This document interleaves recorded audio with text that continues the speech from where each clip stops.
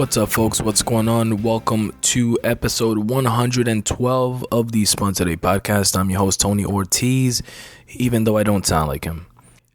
I had a podcast all lined up and ready to go to record for you fine folks, but I came down with a cold, which is why I sound the way I do. But instead of leaving you hanging, what I'm going to do is re-release a fairly old, in the podcast world, it's probably 2 or 3 years old, podcast audiobook. So that those of you new listeners that may not have heard it before and have not gone back to listen to the back catalog of the Spun Today Podcast can enjoy.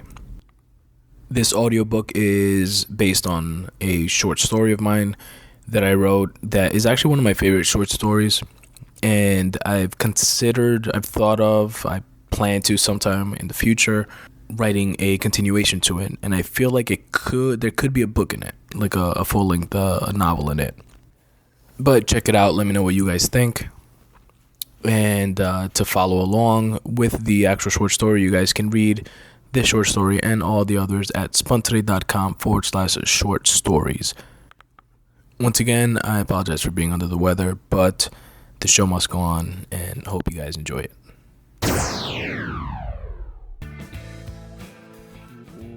What up, guys? What's going on? Welcome to episode number 14 of the Spun Today Podcast. I'm your host, Tony Ortiz. Thank you very much for listening. What's up with the sound here? It sounds a little, listening on my headphones, and it sounds a little weird, like a little wiry, like a weird humming sound, probably like cheap wires or some shit that I gotta figure out. Alright, that sounds a little better. Alright, guys, welcome to the episode number 14 of the Spun Today Podcast. As promised, finally, better late than ever. This is the audiobook version of my latest short story, which is Ball and Chain. I recently tweeted out the link to the short story, and you guys can find that on my Twitter feed at Spun Today, or just go directly to my website, spuntoday.com/short stories, where all the short stories are, and /ball and chain for this one in particular. And it's my latest one. Again, it's nothing great, obviously, but it'll get there eventually. Gotta go through the motions, or not go through the motions, but put in the work and get through the shitty stuff, right, to get to the good. So endure with me with the shitty stuff. Follow me on this journey to what should eventually be some decent writing, or at least a writing that I could be proud of. Not that I'm not proud of these, or this story in particular, because I got it done in that sense, but I have no delusions of grandeur. I know it's nothing too amazing, but you guys check it out, listen to it, or read it, or both, and let me know what you guys think. Give me some feedback. Give me some constructive criticism. Save the douchey comments for yourselves, and we'll keep this thing going. Keep this moving. Now, just to give you guys a bit of a background on where this particular story came from in the previous podcast, and I'll go a little more into it now. This came out from an exercise. Excuse me. This story was born, I guess, from an exercise in Stephen King's book or memoir on writing. It's an awesome read for anybody who's interested in writing, obviously. But you can pull jewels of wisdom from his passion for his craft and apply it to different aspects of your life if writing is not your thing. But it's kind of like a textbook. I've seen it described as, and also at the same time, it's a memoir of his life, a textbook on the craft and the process of writing and how to, not how to do it, but the way he does it, and has done it successfully. And also life's memoir on his journey throughout his journey on writing, or throughout the process of being the writer that he is today. So anyway, he in the book puts forth an exercise for everyone to do, for the readers to do, which is taking a typical story that we've seen, dozens and dozens of times in different movies and shows, or have read in different books, of I'm going to paraphrase here because I read the book a few months ago, so I don't remember it exactly, but pretty much it is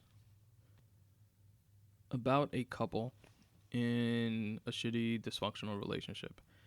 The husband in the relationship, or boyfriend, I think it was husband actually, is abusive, and in the beginning, everything was all peaches and cream and everything was cool, and they got along well. They had a kid, and once they had a kid, things started going awry, and he started being abusive towards her and towards the kid, I think. And pretty much she, to get away from him, decided to file for divorce, and then eventually a restraining order.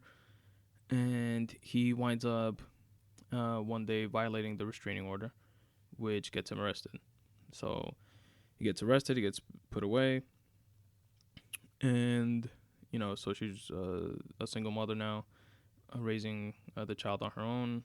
And one day she drops the kid off to a friend's house for a little kid's birthday party or something like that. And she goes home, and it's the first few hours that she has to herself, that she has some time off for herself. Pops open a bottle of wine, takes a sip, and turns on the TV.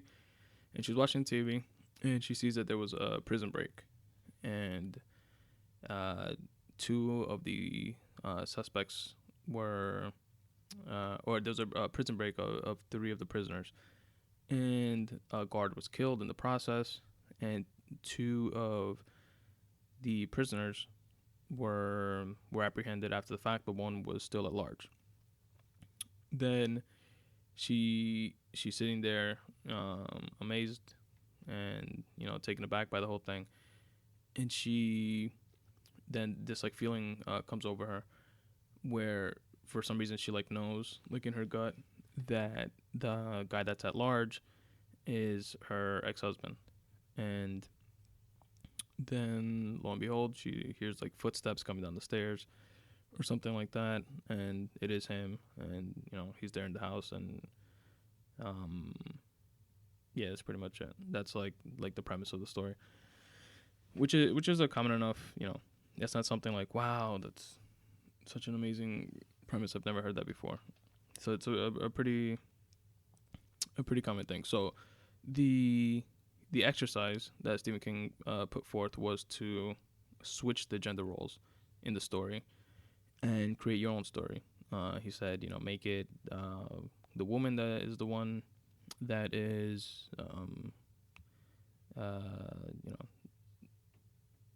abusive, or beating the guy's ass or whatever, and that type of thing. Or she's a psychotic chick that winds up maybe not necessarily in prison, but in an insane asylum or something. And just to play with it pretty much as an exercise, which is the point of it, and write out the story and see where it takes you, see where the characters go. Now, something that I like, that I have found that I really enjoy while I write, is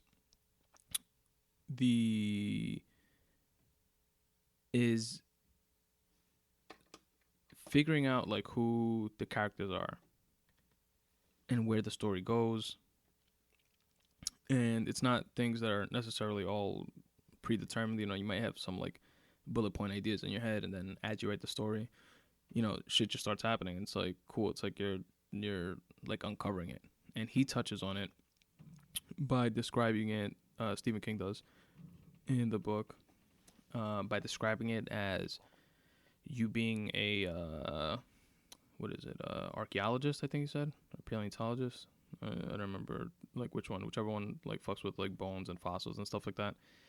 And he said it's like the story's already there. What you're doing as a writer is being very, very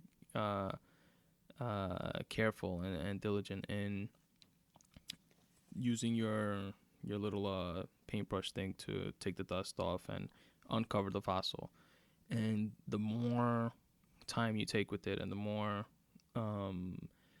patience you have with it, and dedication you have towards it, you know, towards your story and stuff like that, the more polished your fossil becomes, and the more you uncover of it. And I found that like really interesting.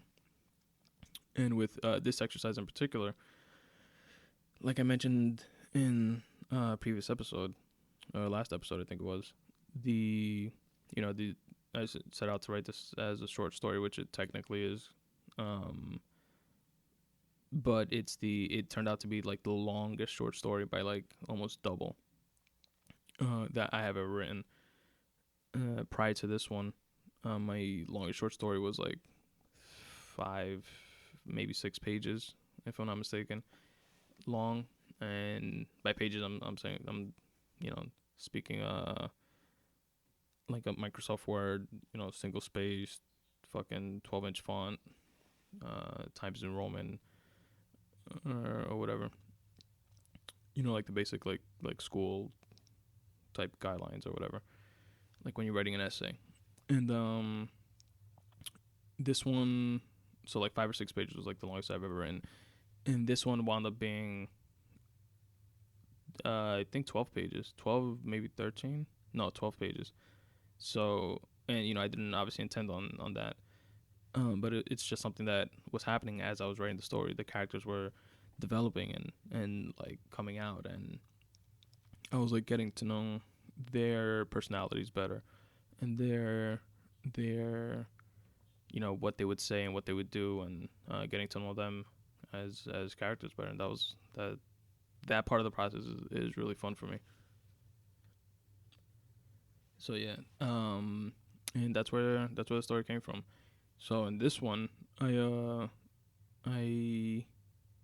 did make her the main character, Sarah, being it starts off with her being arrested, and she's in prison. You're not sure for what yet. Then she has a couple flashbacks, and she, pretty much like she has like flashbacks to her sentencing. So she's like in the courtroom, and the judge is saying, what she's getting convicted for and shit like that. So that's where you find out. And then she winds up sleeping with a guard and manipulating him to like get out of prison. And then winds up, I'm not gonna give away the ending or anything like that, but take a listen and let me know what you guys think. Again, with this one, I added some sound effects, and as you guys know, I don't edit the like the free writing session podcasts or any of the regular podcasts, or the intros and outros or anything like that. But this portion, like the actual the audiobook version, I do edit, which is a fucking bitch. I hate doing that. But I'm trying to make it fucking quote unquote professional or whatever, and I love it once it's like a finished product, which it doesn't sound great or anything like that, but again, it's all part of the learning curve that's going on here, both the writing and the podcasting and audiobooking, whatever you call it. And to make it a little more entertaining. I throw in some sound effects and stuff like that hopefully flow well with the story. You guys can give me feedback on that, and let me know what you guys think about that also. Just to give you guys a heads up, I wasn't sure this story has 2 footnotes in it, which is where where the flashbacks happen. And I wasn't sure. I got the idea for footnotes to like enhance and give more depth and like color to the story from Junot Diaz. From, I believe it was from, well, definitely from the Brief Wondrous Life of Oscar Wilde. And also, if I'm not mistaken, he also had footnotes in his short story compilation, Drown. But yeah, I thought that was a really cool tool to use, like footnotes that, for things that you want to explain but don't necessarily like flow into the story the way you're writing it. Footnotes could be really helpful when it comes to that. So I used 2 footnotes, but now translating it into the audiobook was kind of, I didn't know how. So I just came up with, for the footnote version, for the footnote parts, I have like this like little like background music, kind of. And, I say footnote number 1. And before I say that, like the background music starts. So for the entire length of the footnote, you guys are going to hear that slight background music behind it. Then when it ends, it goes back to like the regular story. So just picture that background music part being, when you guys get to a footnote and you go to the bottom of the page and you read the footnote and then, go back to continue the story when that music ends. And let me know what you guys think. That's the best way I could think of to try to put that across on a short story. I'm not sure if it's done that way professionally or how it's done, but that's what I came up with. So let me know what you guys think about that. And to let me know, you guys can reach out to me on my email directly, spuntoday@gmail.com. You guys can go to my website, spuntoday.com. I'm fucked on my own website. spuntoday.com/contact. And on the contact page, you can fill out the contact form, and that shoots me over an email directly as well. You guys can follow me on Twitter and on Instagram @SpunToday. Oh, on Instagram, I actually put a picture of part of the process of writing the story. Just trying to make sense of the timeline of it, because like throughout the story, you write shit like, 3 months ago this happened, 6 months ago that happened. Oh, remember 2 weeks ago when we did this, or 3 weeks from now we're gonna do that, and stuff like that. So I kind of like couldn't, visualize it all together in my head.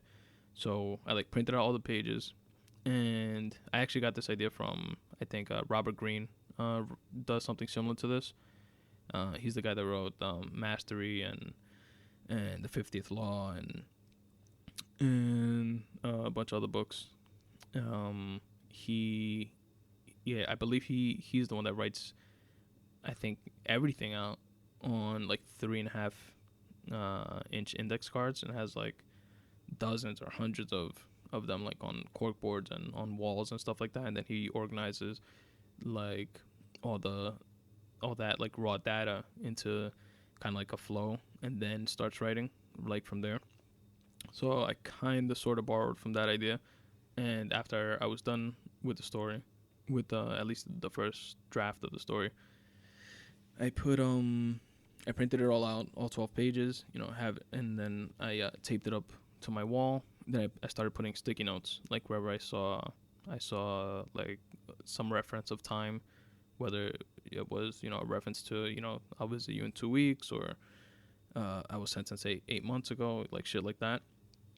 And then I put, notes on the sticky, to keep track of how much time has lapsed, like within the story, and just to make sure that everything, made sense, So that was pretty cool too. And I took a picture of that, and it's on my Instagram if you guys want to check that out for whatever reason. I thought it was pretty cool, so decided to take a picture of it. And again, that's at Spun Today on Instagram. And what else? Lastly, on Facebook, facebook.com/Spun Today. You guys can check that out and like the fan page. And if you guys want to support the podcast, there's a couple ways you can do that. Really quickly, you can use the Amazon banner on my contact page. Again, it's spuntoday.com/contact. Click on the banner at the top, the Amazon banner.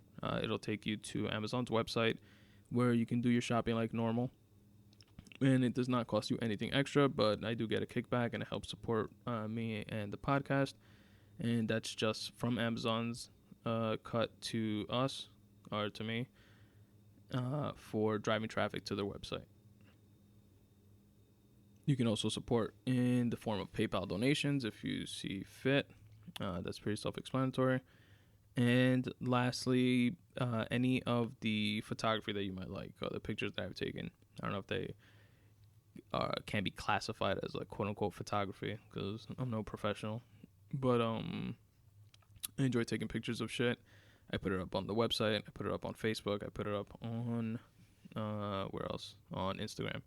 So if there's any of them that you guys might like, there is a website that I'm affiliated with called Crated, CRATED.com/Spun Today. That's my page on there. You guys can check out all the pictures there and actually order like posters or prints or postcards or whatever from there. So you guys can check that out also. And there's tons and tons and tons of other like actual photographers and other dope pictures and shit like that on that website. That's just my particular page on there. But you guys should definitely check that out. That's Crated, CRATED.com/Spun Today. All right, guys. That's the intro. And now, without further ado, here is Ball and Chain. Ball and Chain by Tony Ortiz. Written March 1st, 2015. They sat across from each other on either side of the ballistic glass, rotary-style phone receivers in hand. He listened intently, as he usually does during these weekly visits, and she did most of the talking. "Time's up, inmate," said C.O. McNeil. "Wrap it up." Sarah looked over her shoulder at him with a sarcastic, acknowledging grin.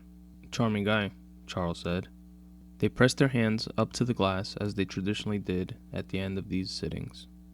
"We'll be together soon enough," said Charles in an attempt to reassure her that their next appeal attempt would pan out, and they said their goodbyes. C.O. McNeil reshackled Sarah to lead her back to her cell. After inside, with the steel door shut, she stuck her hands out of the opening that she receives her meals through, and had those cold metal bracelets released.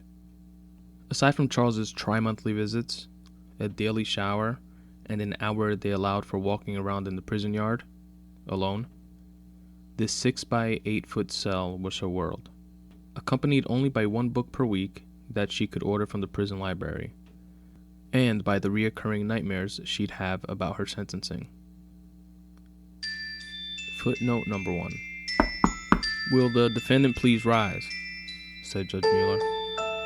"Mrs. DeFranco, you stand here before us seemingly remorseful, but your endless stream of manipulative tears couldn't drown the sorrow that these family members feel.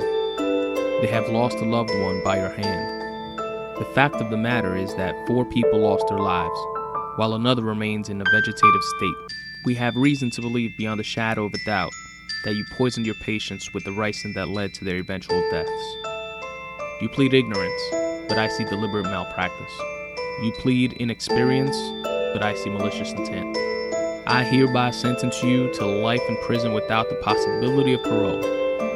She'd relive this moment almost every night, expecting a more lenient outcome each time, and would wake up in a cold sweat when she didn't get it. You'd think she'd be batshit crazy by now, shouting, being irrational, acting out, like the other lifers in this block, but she wasn't. She was actually a model inmate.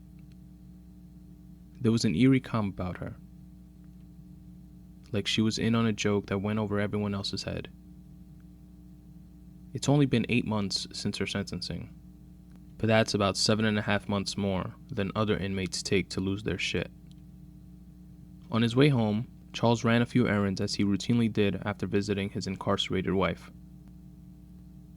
Although the trips back home were shorter now after the move, it still seemed like a lot to leave behind.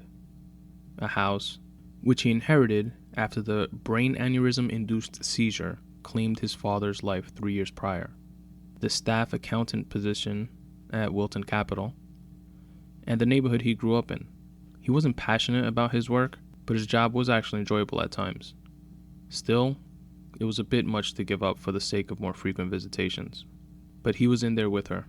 He was loyal to a fault, if there is such a thing. Selfless. Obedient, one might even say. Plus, Sarah rarely ever didn't get her way. She wanted him to reopen her bakery, but closer to her. All he needed to find was a storefront, and she would teach him all her recipes during his visits. Life revolved around her before. Why should it not now? Charles's world was now scheduled to exist outside and around every other Wednesday, and the final Friday of each month. All days in between were just fillers. His days now consisted of submitting appeal requests to reopen Sarah's case, consoling his estranged wife, and carrying out her wishes to make her happy. Before this new reality, they led normal enough cookie-cutter lives. Charles was an accountant, and Sarah ran a small but thriving bakery in town. She was known for her complimentary raspberry drop sugar cookies that she would indiscriminately give away to anyone who asked, even non-paying customers. Many a day, frustrated parents came in to yank their freeloading 8-year-olds out of the bakery. The kids would sneak away to get their sugar fix when the elementary school across the street would let out for the day. Miss Sarah, can I have a cookie?" they would ask excitedly. "Okay, but just one more. I wouldn't want to ruin your supper," she responded while giving them a playful wink. She was loved. Even the aggravated parents would take one of these delicious, bite-sized sugar cookies to go when they came to get their kids. Most of the parents, school staff, and faculty were regular customers.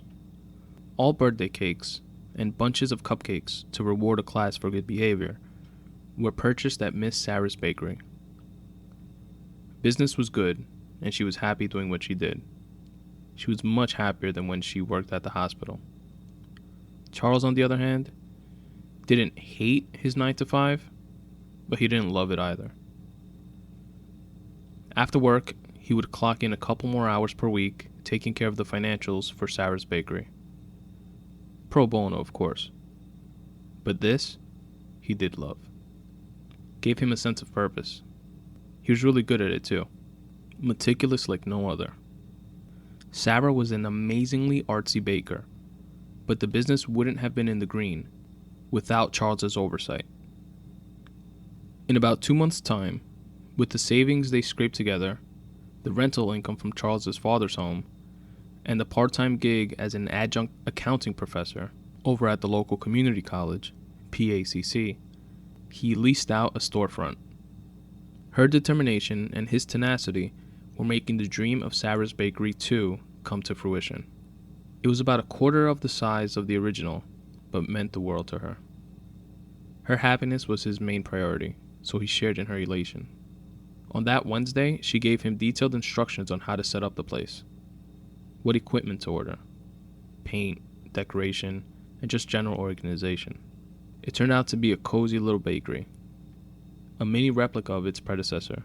In just under 3 weeks, he brought pictures in to press up against the bulletproof glass. She loved it. She was very pleased. Charles learned a couple of her muffin recipes, corn and blueberry, and a handful of recipes for assorted cookies that same day. After the grand opening, business wasn't what you would call booming, but it was doing rather nicely in their new, less densely populated location. Charles estimated that they should be turning a profit inside of 6 months. He had this strange quirk about never tasting anything he baked, but his baking wasn't half bad. Who would have thought? "When are you going to teach me the sugar cookie recipe?" he asked.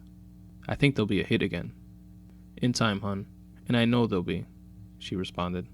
"I just don't want that to be the primary reason customers are coming in this time. We need to win them over first." and we will." They were both right. Midway through month 4, Sarah's Bakery, too, was in the green. Barely covering all of its costs, but building up a loyal client base and turning a small profit nonetheless. "It's time to debut our raspberry drop sugar cookies, babe. And I'm so proud of you, by the way. You're doing a great job," she told Charles. "We're doing a great job, babe," he corrected her. "You know this doesn't exist without you. So tell me how to make those delicious bites of bliss." "You can't be upset with me," she told him. "Upset? Why would I be upset?" Charles asked. "Because I never told you about my secret stash," she said. "But I couldn't afford to let my recipes get out.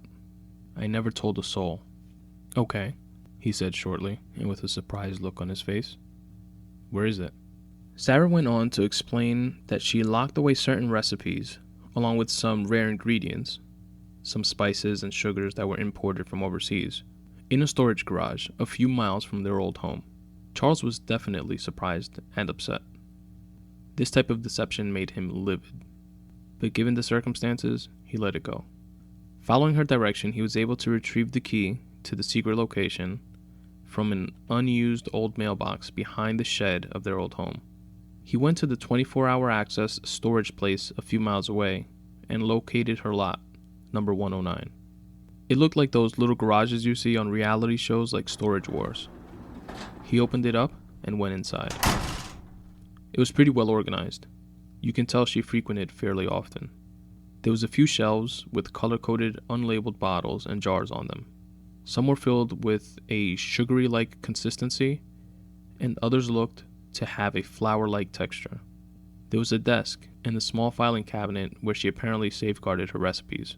He was taken aback by some of the medical supplies she had there: stethoscopes, scrubs, syringes, and boxes of latex gloves. He wrote it off as supplies she took from the hospital gig before she began to bake full-time. But how long has she been hiding this place then? It's been a long day, filled with information he was still processing, so he decided to call it a night and get some rest. He went home and to sleep. Tomorrow would be another day. Charles was upset about Sarah's secret place, but knew he could never stay mad at her.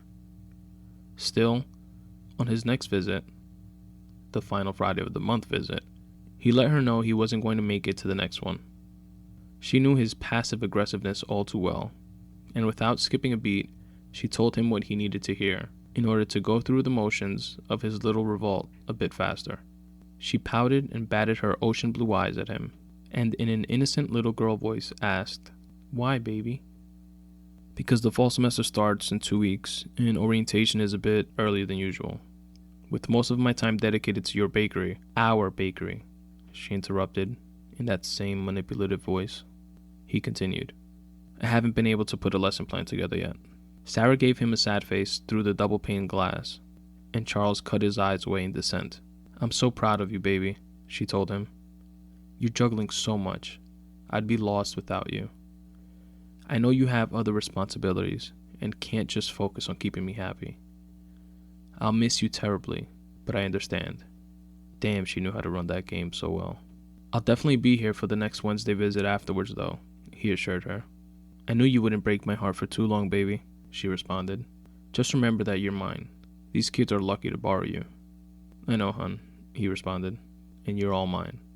"That's right," she said, smiling back. "I hate them for taking you away from me, but I do want you to make a good impression on your first day. Let's make them a batch of the sugar cookies." "Think I'm ready for those?" he asked. "I know you are. My baby can do anything he sets his mind to." A little ego stroking never hurt anyone, right? "Okay.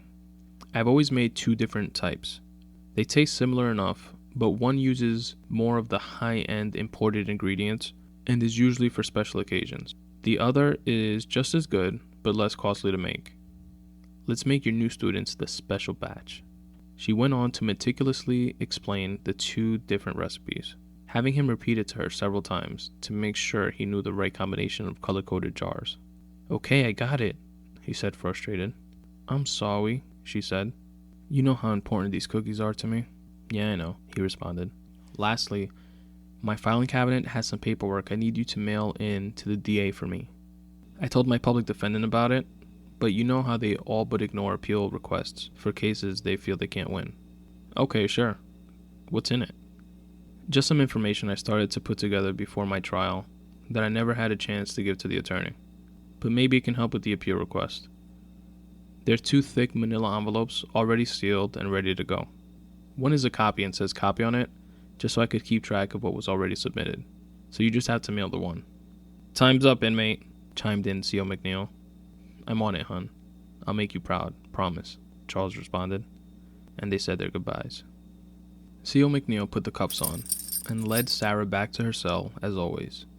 She stopped in front of her cell and turned to face him before walking in, making sure her straight blonde hair brushed his face as she spun around. I see the way you look at me, McNeil, she told him as she stared raptly into his eyes. What are you talking about, inmate? Go into your cell, he responded. He did check her out, though. All the guards did. Visitors did, too. She was easily the most attractive woman in the prison. The type of woman that would own a room just from walking into it. Yes, sir, she told him. I'll do anything you say, she said salaciously as she moved half a step into his personal space. He cracked half a smile. She reached down with both hands, still in handcuffs, and gently grabbed onto the, now obvious, bulge in his officer blue pants. Ooh, she said with a seductive rasp in her voice as she fondled him for a bit. You know, you could do whatever you wanted to me if it weren't for all these cameras around. She licked and bit her bottom lip. Then she let go and took a step backwards into her cell. C.O. McNeil didn't say a word as he slid the red steel door shut. She poked her hands out through the door's opening and he removed the restraints, caressing her hands before letting go and closing the opening. On his way home, Charles passed by the storage unit to pick up what Sarah told him he needed for the cookies, and also grabbed the manila envelope to mail in. The day before orientation, he followed her instructions precisely and went on to make a large batch of raspberry drop sugar cookies. They were a hit at the orientation. Most of the students in the lecture hall took one on the way in and another on the way out. He thinks they may have even distracted some of them from taking part in the usual rumors, but he still overheard a few of the students on their way out after class. Did you hear his wife is in jail? I heard she killed kids or something. Yeah, I know, but I heard she was insanely jealous and she caught him cheating with a student and she killed her. I think I'll flirt my way to an A then. They all giggled and laughed. You're both wrong. I looked up some old newspapers last semester in the library from around the time it happened. She was fired from being a nurse at a local hospital where they used to live. They said it was negligence or something. Then months after, they investigated and found that 3 or 4 of the patients that died under her watch were actually poisoned. Holy shit, are you serious? Yep. You can look it up too. Wow, what a sick bitch. This was actually less commotion about his wife than he was used to overhearing. So all in all, it was a good day. He grabbed his messenger bag and noticed he never mailed Sarah's evidence for the appeal. On his way off campus, he passed by the main office and tossed it in with the outgoing mail batch. In the days that followed, a few flirty looks and winks were shared between the inmate and the CO. But aside from that, it was business as usual at the Muncie DOC.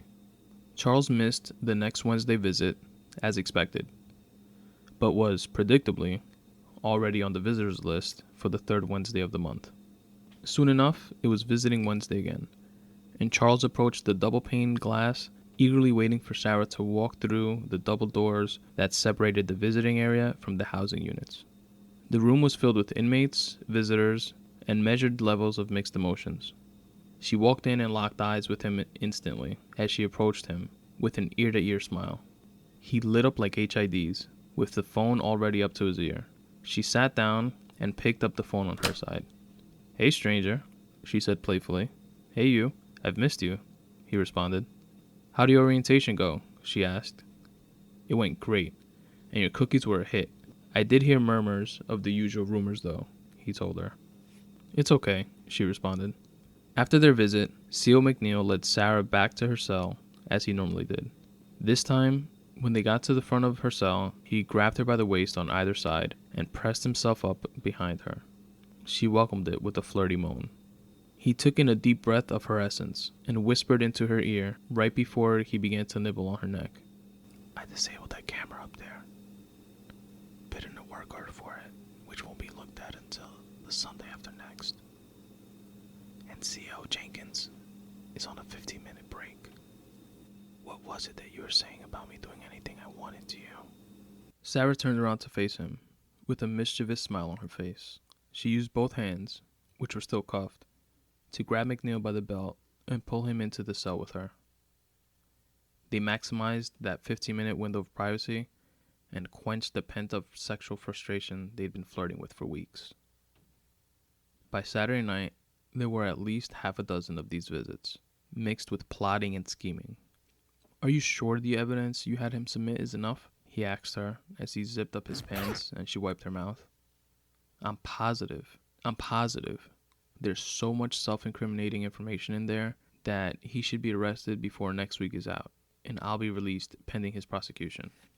"That could take weeks, months even," he responded. "What if I can't wait that long?" "Be patient, baby," she told him. "We'll be together in increments longer than 15 minutes soon enough," she reassured. "I have a better idea. We'll stage an attack of you on me," he explained. "My carelessness, coupled with your cunningness, would make for a good escape." "What about your job?" "You can't be on the run with me," she said. "That won't be an issue. The most that will happen is a fine and or suspension. Then, by the time they arrest him, they'll be so eager to sweep your escape under the rug that they'll acquit you of all charges and streamline his sentencing." "I love a man that can take charge the way you do," she agreed. They settled on Friday during her yard time. He came back later that evening before his shift was over, and they hammered out an outline. By Thursday night, they had every angle measured and every wrinkle of doubt ironed out. Friday morning routinely came and went. When the sun fell midway down the sky, McNeil went over to Sarah's cell to escort her outside. As he loosely placed the bracelets around her wrists, without securing them in place, he tells her, "Remember what I told you.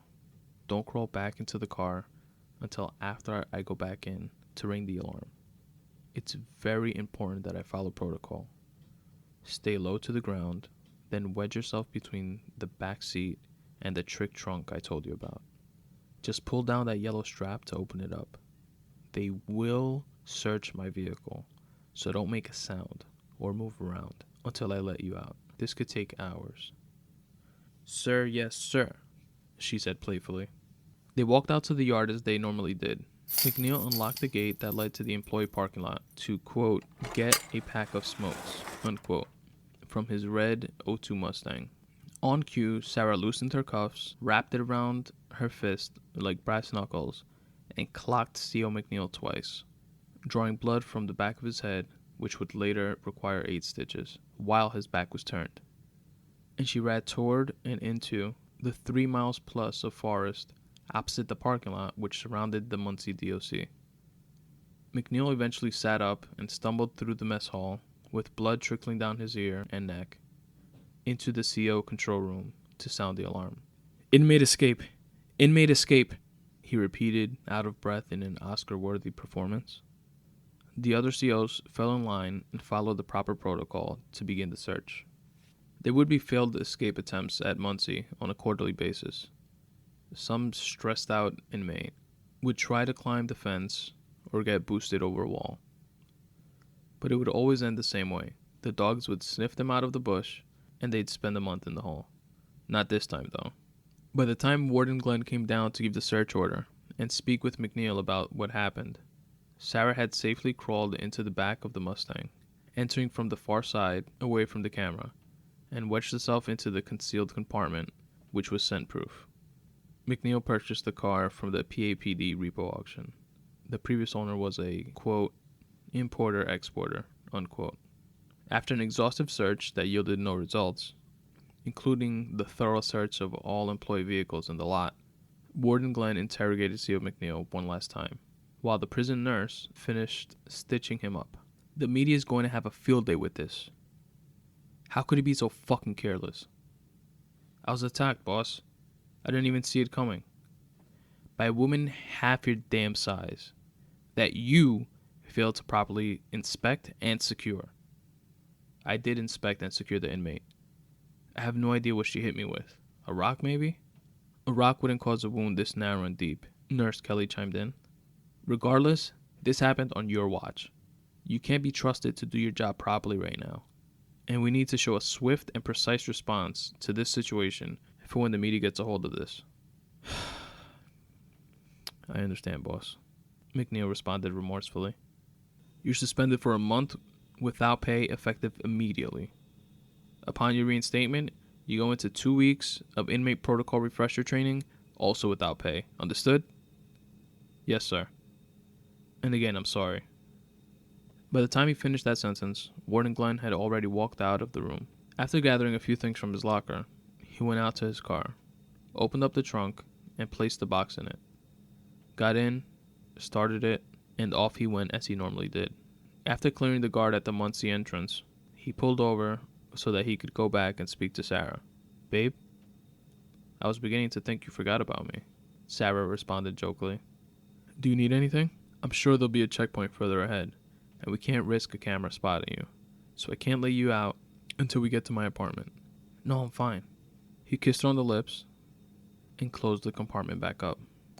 There was a checkpoint about a quarter mile after the forestry surrounding the prison. McNeil approached, slowed, and lowered his window. How's it going, Torres? McNeil. Tough one today, huh? Yeah, you won't be seeing me around for a while. They finally get rid of you? Torres said jokingly. Not that easily, man.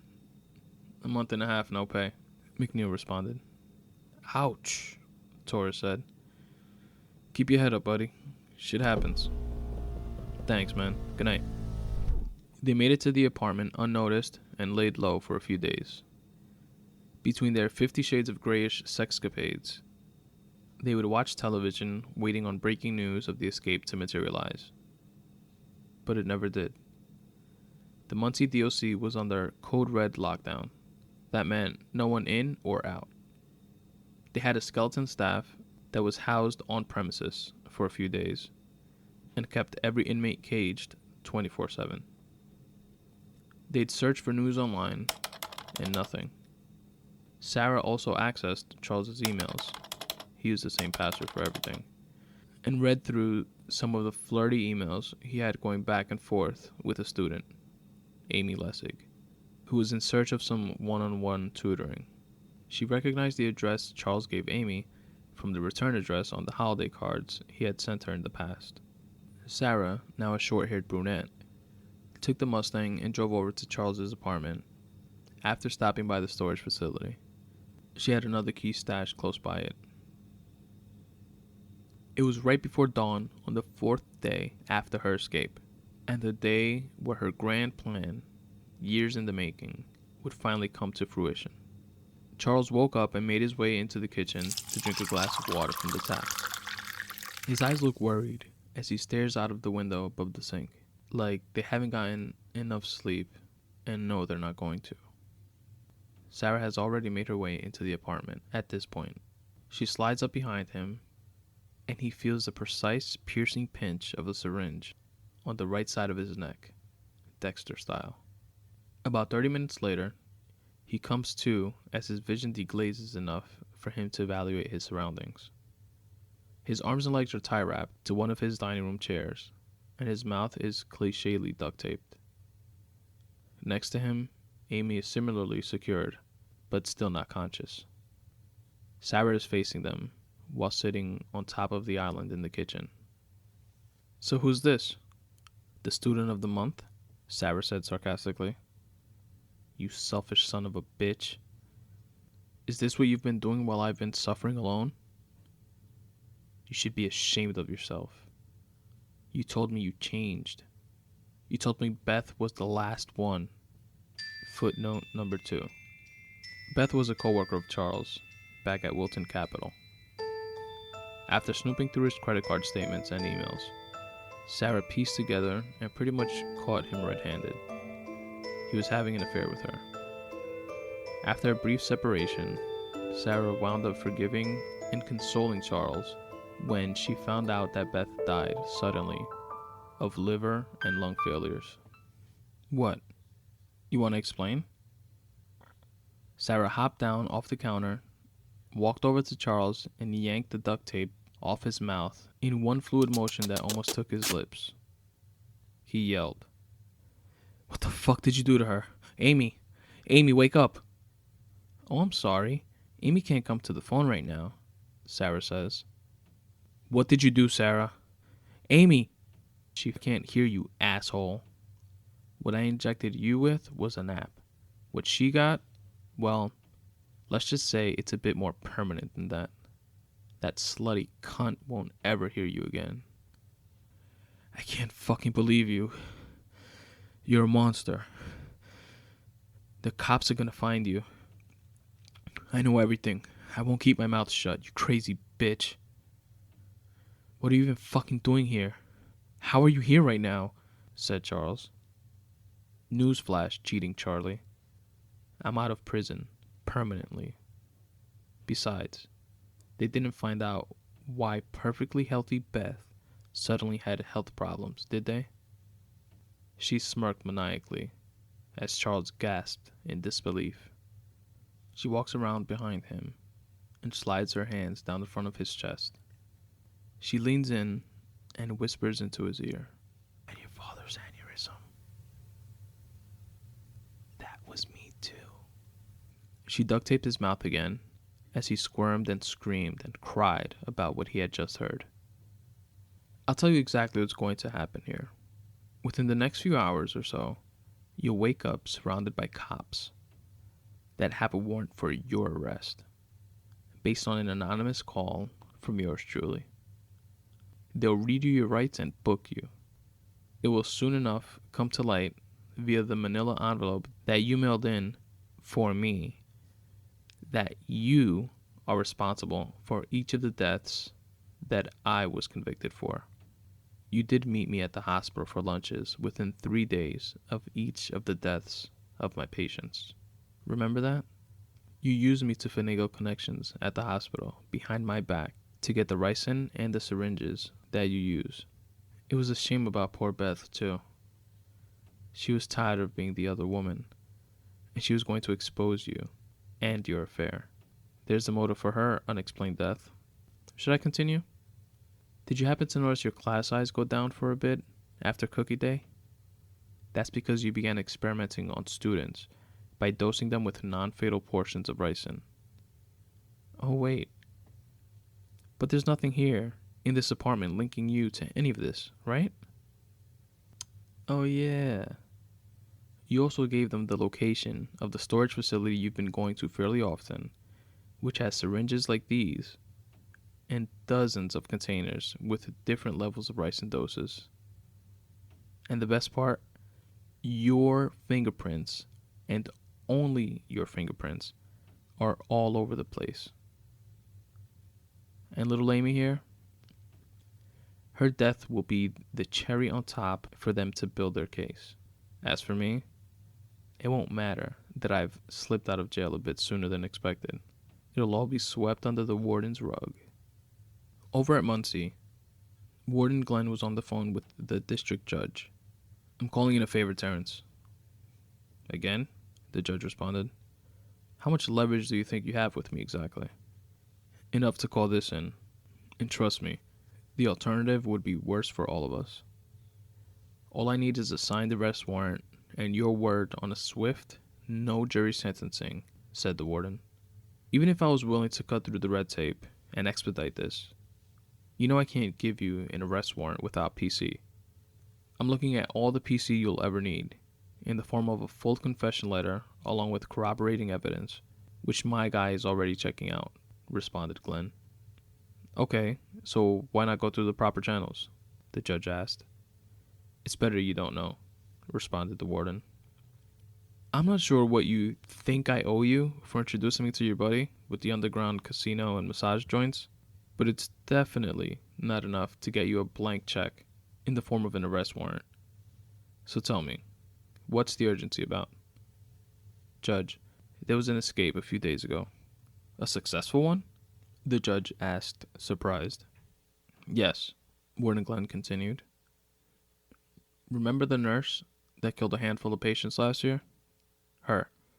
But if this confession from the husband and evidence checks out, he's taking the rap for all of it, and more. And you buy this bullshit? The judge asked. Seems a bit convenient. Belief isn't a requisite. Belief isn't a requisite of my job, Judge. If it checks out, it checks out. She'll be released, he'll be sentenced, and nobody will be the wiser. Okay, Glenn, you have a verbal arrest warrant granted. If this blows up in your face, I won't back up or document this, though, said the judge. Don't worry, Judge. We'll clean this up on our end. Soon you can go back to your table games and happy endings, stress-free. Oh, and Terrence? Yes? Give my best to Marie and the twins. Back at the apartment, Sarah grabbed a fistful of Charles's hair and yanked it back. They lock eyes. You did this to us.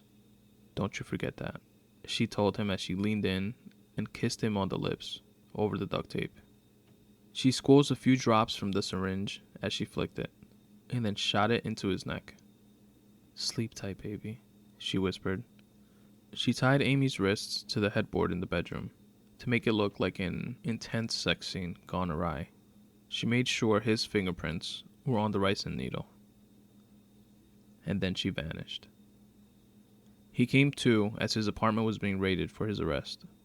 He tried to explain, but they saw it as resisting, and they clubbed the back of his knees, dropping him to the ground, and they cuffed him.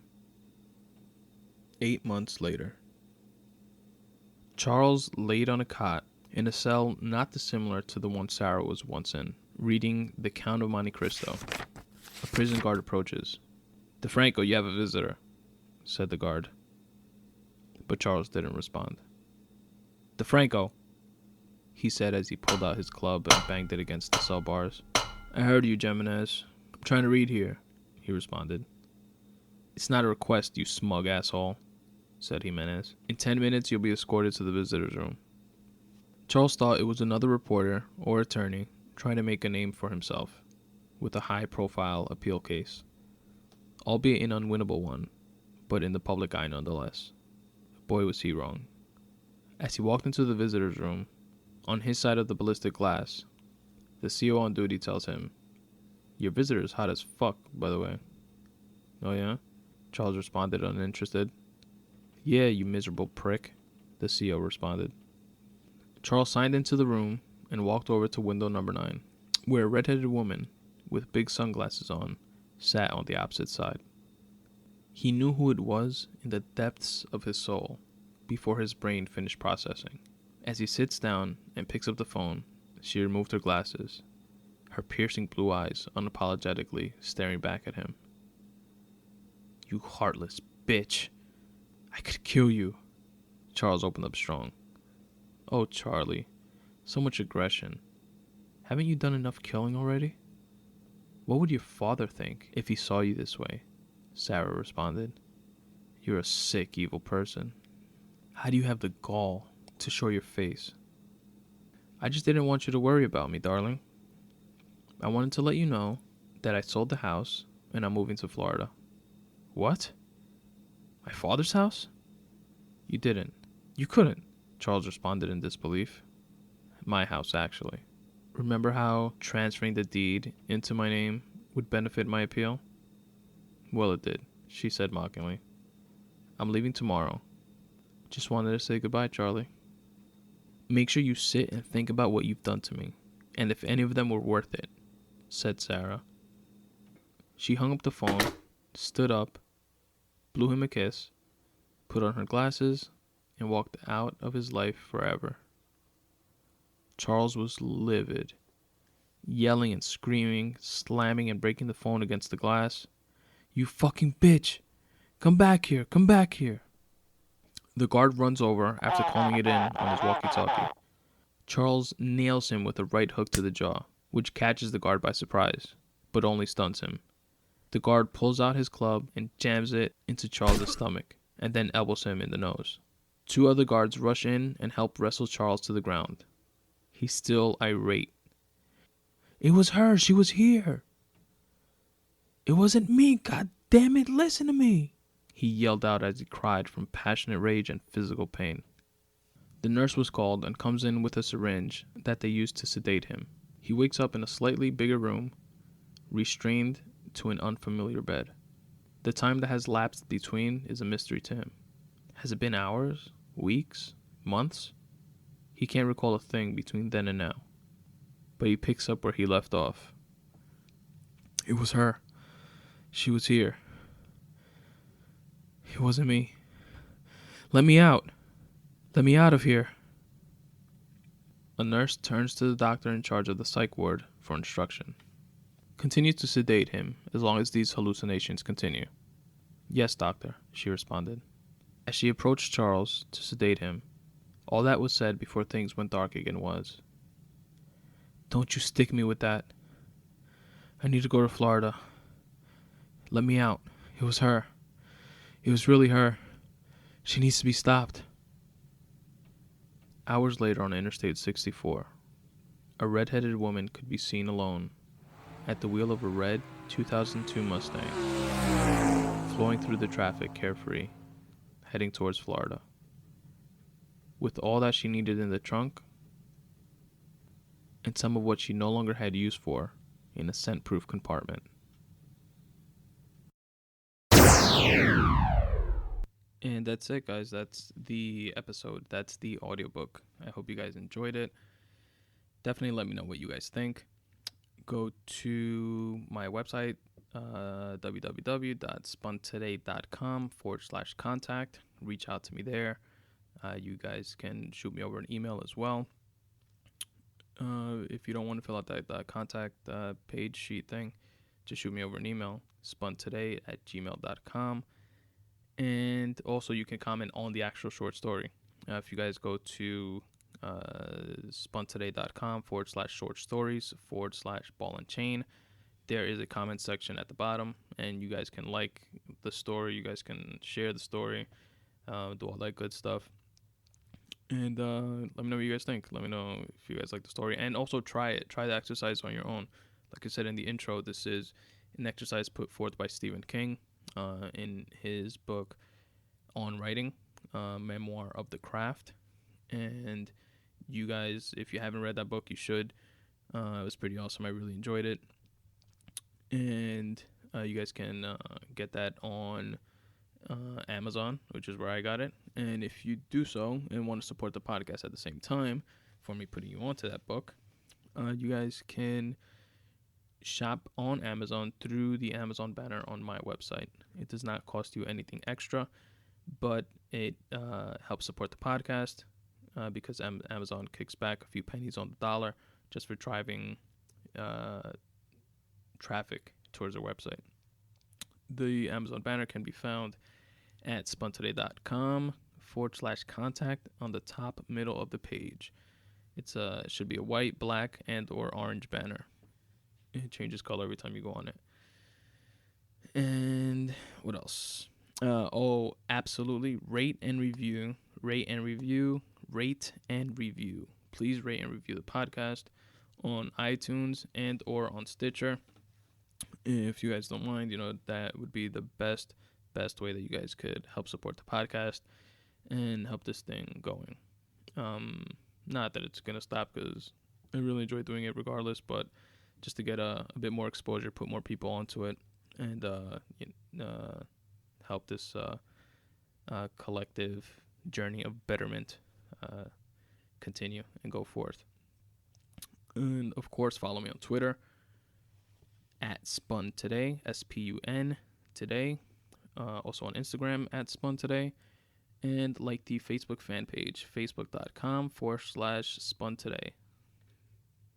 I think the page has like 3 likes right now or some shit like that, which is pretty pathetic. So go on there, hook it up, like it, tell your friends to do the same, or don't, whatever. What else? Also, there is a YouTube page for the Spun Today Podcast where you can listen to this and all other episodes. It's on my website is the best way to find it because it's one of those URLs that are like really jumbled up and a bunch of letters and numbers and stuff like that. I can't make it youtube.com/Spun Today just yet, but we'll get there eventually as this thing begins to gain in popularity. Excuse me. So check that out on my website. If you go on my website, at the bottom, there's like at the footnote portion of the website, you can click on the YouTube like play button icon thing, and it'll take you to my YouTube page. Also, I've tweeted it in the past, and I'll continue to sporadically, so you guys can find the YouTube page on my Twitter feed as well. Lastly but not leastly, I want to give a very, very special shout out to my brother David, whose birthday is today on the day this podcast comes out, March 12th. I hope you enjoy your day, bro. Thank you very, very much for always being my number one supporter by far. I love you. Enjoy your day. As always, guys, substitute the mysticism with hard work and start taking steps in the general direction of your dreams. Thanks for listening.